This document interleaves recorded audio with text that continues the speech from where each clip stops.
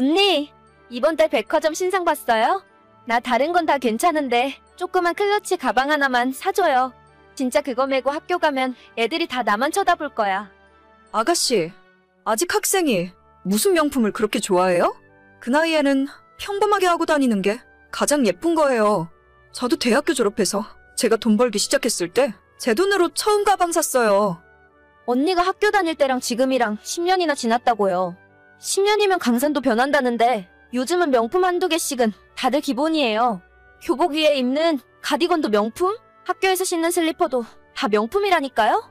우리 엄마 아빠는 완전 옛날 사람이라 고지식해서 사달라고 하면 화부터 내니까 나한테 가방 사줄 사람은 언니밖에 없는 거죠. 아가씨, 제가 작년 결혼할 때 아가씨한테 명품을 사준 거는 앞으로 잘 부탁한다는 인사의 의미로 사준 거예요. 매번 그렇게 사줬다가는 제 월급이 모자란다고요. 카드로 사주면 되잖아요. 겨우 100만 원 조금 넘을 텐데 가방치곤 완전 싸잖아요. 언니, 돈도 잘 벌면서 엄살이 너무 심한 거 아니에요? 아가씨가 빨리 취직해서 돈을 벌어봐야 하는데 100만 원이면 절대 작은 돈 아니에요. 저희 한 달 생활비나 마찬가지인데 저도 더 이상은 무리예요. 지난 3월 아가씨 생일에도 백화점에서 청바지랑 운동화 사드렸잖아요. 그게 벌써 몇 달 전인데? 이제 얼마 안 있으면 여름방학인데 방학 전에 좀 사주면 안 돼요? 자꾸 이러면 오빠한테 이야기할 거예요. 지금은 공부 열심히 하고 내년에 대학 가면 아르바이트를 해서 사던지 하세요. 정말 치사하게. 앞으로 우리 집 오면 편하게 못 지낼 줄 알아요? 엄마한테 언니가 잘못한 거 하나라도 있으면 다 이야기할 테니까. 남편에게는 늦둥이 신우가 하나 있습니다. 나이 차이는 9살이고 이제 고등학교 3학년의 학생이에요.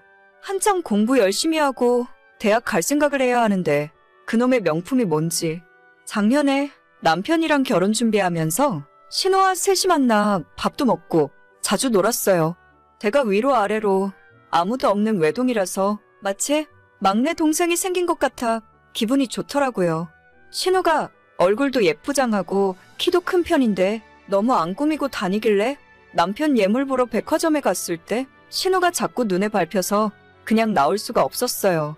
요즘 20대 젊은 사람들이 좋아하는 명품 브랜드에서 신우에게 선물하려고 작은 지갑을 하나 더 구입했어요. 원래는 30만 원 초반의 가격이었는데 남편 예물 시계 사면서 백화점 상품권 받은 것도 있길래 실제로 15만 원 정도 내고 살 수 있었습니다.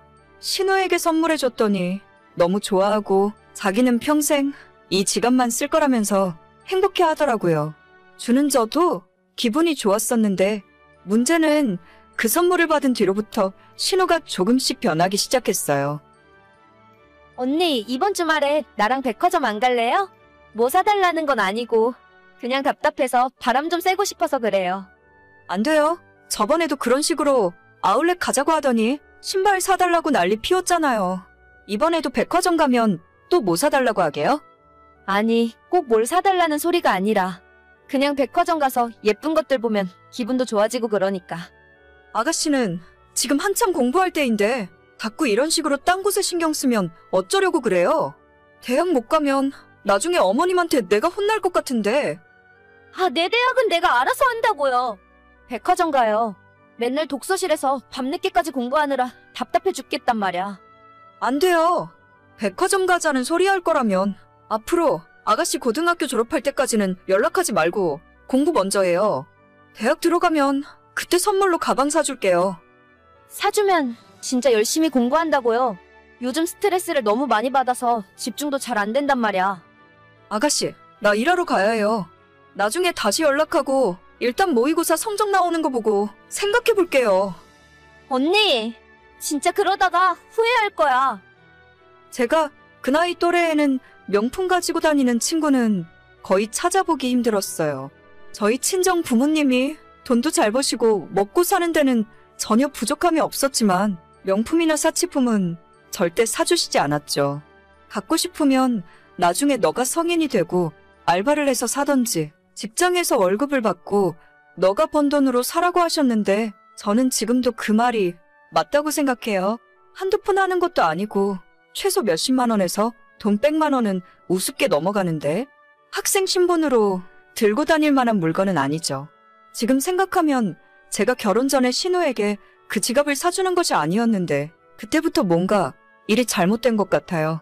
남편에게 프로포즈 받을 때 명품 가방을 선물 받았기 때문에 뭔가 나도 갚아줘야 한다는 생각도 있었고 요즘 학생들이 지갑 정도는 좋은 걸 쓰지 않을까 해서 사줬던 건데 그게 아가씨의 허영심을 자극할 줄은 꿈에도 몰랐네요. 어쨌든 저도 남편이랑 맞벌이하며 살고 있는 와중에 신우의 무리한 부탁을 감당할 수가 없어서 계속 무시하고 있었더니 어느 날 어머님한테 연락이 오는 겁니다. 너 자꾸 애한테 이상한 헛바람 넣을 거야? 우리 딸이 요즘에 밥도 안 먹고 자꾸 가방 타령만 하고 자빠졌어. 한창 공부해야 할 애가 왜 이렇게 됐는지 모르겠네? 너가 자꾸 백화점 데리고 다니면서 뭐 사준다고 해서 그런 거 아니냐? 아니에요, 어머님. 아가씨가 저한테 가방 사달라고 해서 제가 안 된다고 거절했더니 그런가 봐요. 저는 대학 들어가면 그때 선물로 사줄 테니까 공부 열심히 하라고 한 죄밖에 없어요. 아유 진짜 제가 누굴 닮아서 저러는지 모르겠네. 이틀 전부터 밥도 안 먹고 집에 오면 가방 이야기만 하면서 화만 내고 있잖아. 암만 생각해도 제가 옛날에는 안 그랬는데 너가 이거 사준다 저거 사준다 백화점 데리고 다녀서 그런 것 같아. 저도 아가씨가 저렇게 변할 줄은 몰랐죠. 그래서 이제라도 마음 독하게 먹고 안 그러려고요. 그 가방인지 뭔지 그것까지는 좀 사줘라. 애가 밥도 안 먹으니 별 수 있냐. 너가 사준다고 했으니까 너가 책임져야지. 아가씨가 사고 싶다던 가방 얼마짜린지 아세요? 120만 원인데 이거 사주면 저희 다음 달 월급날까지 생활비도 없어요. 뭐? 120만 원? 애들 가방에 무슨 120만 원이나 해? 애들 가방이 아니니까 그렇죠. 아가씨는 명품 브랜드에서 나온 손가방을 사달라고 하는 거라고요. 카드 긁어서 좀 무리하면 사줄 수는 있는데 그렇게 되면 저희가 어머님한테 용돈 드리는 거 앞으로 6개월은 못 드릴 것 같아요. 아니야. 너는 가만히 있어봐라. 나는 또 가방이라고 하길래 10만 원이면 사는 건 줄 알았지. 저놈의 지지배가 간땡이가 부어도 완전 배 밖으로 나왔네? 이 일은 내가 처리할 테니까 앞으로 제가 뭐 사달라고 하면 바로 나한테 이야기해라. 네, 어머님. 부탁 좀 드릴게요. 결혼하고 나서 양가 어머님들에게 매달 20만 원씩 용돈 보내드리고 있었어요. 신우한테 120만 원짜리 가방 사주고 나면 시모한테 용돈 못 드리겠다고 하니까 바로 나서서 해결을 해주시더라고요. 그 후에 신우가 어떻게 엄마한테 이럴 수가 있냐면서 원망 섞인 카톡을 보내왔었지만 그게 전부였고 그 뒤로 지금까지 뭐 사달라는 소리는 더하지 않고 있네요. 제가 고등학교 다닐 때는 겨울에 패딩 사달라고 엄마한테 조르다가 혼나고 등짝 맞았던 기억은 있는데 명품을 사달라고 졸라본 적은 없었어요. 그 나이에 어울리지도 않고 그냥 평범한 교복에 3만 원짜리 가방을 메고 다녀도 너무너무 예쁘고 좋은 나이인데 왜 벌써부터 그러는지 모르겠네요. 우리 신우의 문제뿐 아니라 대충 들어보니 주변의 친구들도 다들 명품 한두 개쯤은 들고 다닌다는 것이 더 놀라웠어요. 80만 원짜리 명품 슬리퍼를 학교에 신고 오는 것이 이해가 가시나요?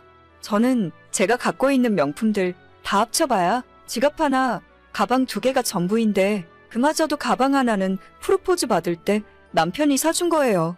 명품 슬리퍼나 명품 추리닝 같은 건 진짜 강남에 건물 있는 사람들이나 사는 건 줄 알았는데 요즘 학생들은 돈이 어디서 그렇게 나는지 모르겠습니다. 저도 진짜 이번 기회로 신우에게 명품 지갑 사준 것을 뼈저리게 후회하고 있고 앞으로 제가 아이를 낳아서 키울 때도 절대 명품은 사주지 않을 거예요.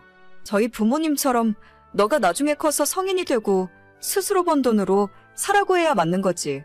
돈도 한 번 벌어본 적 없으면서 50만 원, 100만 원 알기를 우습게 알면 안 된다고 생각해요. 신우도 이번에 정신 차리고 다시 예전처럼 공부에 집중했으면 좋겠습니다. 그런 비싼 물건은 나중에 성인이 되고 나서 하고 다녀도 절대 늦지 않아요. 직접 회사 다니면서 월급 200만 원, 300만 원 받아보면 내가 고생해서 번 돈으로는 사고 싶은 마음이 싹 사라질걸요? 오늘의 사연은 여기까지입니다. 구독과 좋아요, 알림 설정은 많은 힘이 됩니다. 다들 행복하시고 좋은 하루 되세요.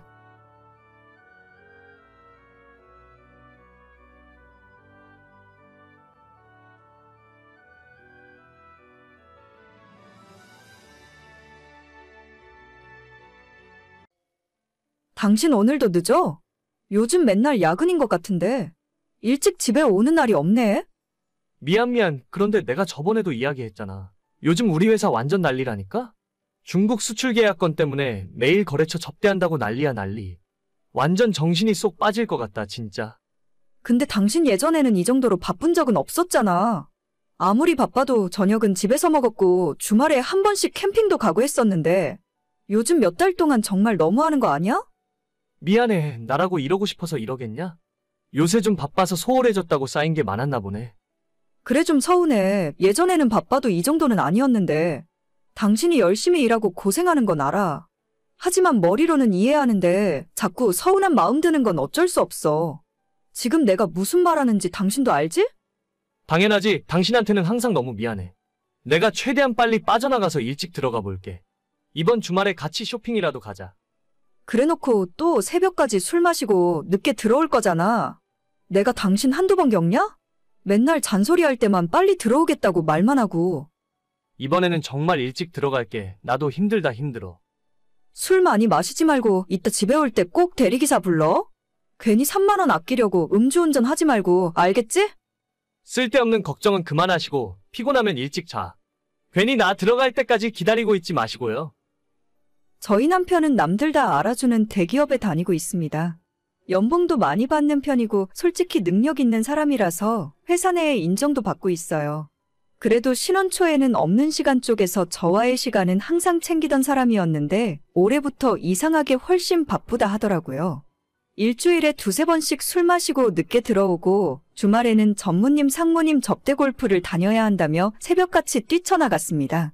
고생하는 모습이 안쓰러워 보이긴 했지만 하루 이틀 이런 게 아니라 저도 서운함이 계속 쌓여갔습니다. 출근은 잘했어? 어제 대체 몇 시에 들어온 거야? 부장님이 붙잡고 절대 못 가게 안 놔주더라. 3차까지 마셨을 때가 새벽 2시가 조금 넘었으니까 그래도 3시 전에는 들어왔을걸? 아직도 술이 안 깨네. 미치겠다. 그 정신으로 어떻게 일을 하는지 모르겠네. 진짜 작작 좀 마셔. 그래도 아침에 마누라 콩나물국 마시니까 정신이 번쩍 돌아오더라고. 덕분에 지각 안 하고 잘 도착했어. 진짜 한두 번도 아니고 너무 스트레스 받아. 아침에 나도 출근 준비하느라 바쁜데 콩나물국 끓이고 당신 억지로 깨워서 일어나게 하느라 얼마나 고생했는 줄 알아? 당신한테는 항상 면목이 없지 내가. 근데 아침부터 최 과장님은 당신한테 왜 그렇게 전화를 하셨던 거야? 최 과장님? 그래, 당신 정신 못 차리고 못 일어날 때 핸드폰이 계속 울리던데. 근데 원래 최 과장님이었어? 우리 결혼하고 집들이 할 때 오셨던 분이 박 과장님 아니었나? 아, 최 과장님. 당신은 언제적 얘기를 하고 있어? 박 과장님 부장 진급하고 옆부서로 넘어간 지가 언젠데 지금은 최 과장님 맞지? 그렇구나. 박 과장님이 참 사람이 좋았는데. 지금 최 과장님도 좋은 분이셔. 나한테 잘해주시고. 당신이 워낙 회사 생활을 열심히 하니까 어떤 윗사람이 당신 같은 사람을 싫어하겠냐? 근데 오늘도 늦게 들어오는 거야? 아니, 오늘은 6시 칼퇴근할 거야. 이따 집에 가서 같이 저녁 먹자. 알겠어. 이따 퇴근하고 집에서 봐. 사실 처음엔 남편의 말에 완전 속아 넘어갔습니다. 정말 다정한 사람이었고 너무 바빠 보였기 때문에 남편이 딴 생각할 거라곤 상상도 못했었거든요. 하지만 얼마 후에 또다시 남편이 인사불성 만취한 채로 새벽에 집에 들어왔는데 남편 핸드폰에 최 과장의 이름으로 전화가 걸려오더라고요. 제가 전화를 받아보니 아무 말이 없이 전화를 끊었고 직감적으로 이거 뭔가 수상하다는 걸 느낄 수 있었습니다. 출근 잘했어? 응, 간신히 일어나서 출근했다. 오늘은 왜 깨우지도 않고 먼저 나간 거야? 콩나물국은커녕 집에 밥도 없더라. 속 쓰려 죽겠네. 최현지가 누구야? 뭐? 최현지? 그게 누군데? 시침이 뗄 생각하지 말고 어제 당신 핸드폰에 카톡 내용 다 봤으니까. 뭐야, 내가 자고 있는 사이에 핸드폰 검사한 거야? 별거 아니야. 그냥 거래처 여직원인데 종종 모르는 게 있으면 물어보고 그러더라고. 근데 왜 이름을 최 과장으로 저장해놨어? 내가 바본 줄 알아? 당신 그 여자랑 찍은 사진이랑 핸드폰 번호, 카톡 대화 내용까지 다 내가 갖고 있는데 어디 한번 확인시켜줘? 그 여자 A무역 다니고 있지? 아니, 왜 남의 핸드폰은 맘대로 보고 그래? 이 와중에도 그게 중요해. 언제까지 나를 속이고 숨길 생각이었어? 나 지금 마지막으로 당신이 직접 해명할 기회를 주고 있는 거야. 숨기는 거 없이 똑바로 이야기해. 미안하다, 진짜. 내가 바람을 피우려고 한 건 아닌데. 같이 일을 하고 자주 연락하고 그러다 보니까 실수 좀 했을 뿐이야. 언제부터 만났는데? 작년 연말에 프로젝트 끝나고 사적으로 만나서 술 몇 번 마신 게 전부야. 근데 왜 저 여자는 새벽에 당신한테 전화를 하고 그러는데? 이젠 연락하지 말라고 하는데 계속 질척거리잖아. 진짜 나는 연락하지 말라고 몇 번이나 이야기했어. 그래, 알겠어. 당신이 하는 말 믿어줄게. 진짜? 고마워. 이 사람 저 사람 만나면서 영업하고 다니니까 살다 보니 이런 일도 생긴다. 내가 다음부터는 다신 한눈 파는 일 없게 할게. 다음 같은 소리 하네. 뭐? 솔직히 이야기하면 용서해준다면서? 내가 언제? 솔직하게 이야기할 기회를 준다고 했지 용서해준다고는 안 했는데? 뭐야, 그런 게 어디 있어? 진짜 당신이 생각하는 그런 일 없었다니까? 그런 일이 있건 없건 너 같은 인간이 하는 말을 내가 어떻게 믿니? 아무튼 당신이 바람 피웠다는 증거는 차고 넘치니까 앞으로 기대해도 좋아. 그럼 나랑 이혼이라도 하겠다고? 이혼뿐이겠어? 좋은 변호사를 알아봐야 할 거야. 저는 이혼 진행은 물론이고 두 놈년들에게 상간녀 소송까지 걸기로 마음을 먹었습니다. 어차피 부부로서 믿음은 진작에 깨져버렸고 어떻게든 복수를 하고 싶어졌어요. 회사로 찾아가서 전단지를 만들어 뿌릴까 정문 앞에 현수막을 걸어놔야 하나 고민을 하던 차에 시어머니로부터 연락을 받게 되었습니다. 너 내 아들한테 이혼하자고 했냐? 지금 울면서 전화하고 난리가 났네. 네, 맞아요. 저희 이혼하기로 했습니다. 이유는 아드님한테 들으셨죠? 남자가 바깥에서 큰일을 하다 보면 이런 일이 생길 수도 있는 거지. 너 진짜 뻔뻔한 것도 정도 같아. 너가 어디 가서 우리 아들 같은 남자를 다시 만날 수 있을 것 같아. 다시 만날까봐 겁나서 재혼은 안 하려고요. 요즘 세상에는 바람 피우는 것도 능력이야. 내 아들이 잘났으니 주변에 여자가 꼬이는 거겠지. 솔직히 너가 집에서 잘해줬으면 걔가 밖으로 돌았겠니? 아, 그러니까 바람 피운 것도 제 잘못이에요? 네가 잘해줬어 봐라. 바람을 피울 생각도 애초에 안 했겠지? 역시 어머님은 아들 편이시네요. 진짜 다행이에요. 어차피 이혼하기로 결정했고 앞으로는 어머님이라고 부를 일도 없으니 정말 좋네요. 이젠 연락하지 말아주세요. 너까짓 게 뭘 할 수 있겠어? 차라리 잘 됐다. 내가 사진 보니까 너보다 그 여자가 훨씬 어리고 이쁘더라. 나도 이참에 새며느리 드리고 좋지 뭐. 어머님은 끝까지 뻔뻔하시네요. 제가 안 그래도 이 문제를 어떻게 해야 할까, 조용히 법적으로만 처리를 할까, 일을 크게 만들까 고민 중이었거든요. 그런데 어머님 덕분에 결심을 하게 된 것 같아요. 앞으로 기대하셔도 좋아요. 뭐? 지금 나 협박하냐? 협박인지 아닌지 앞으로 보시면 알게 되겠죠.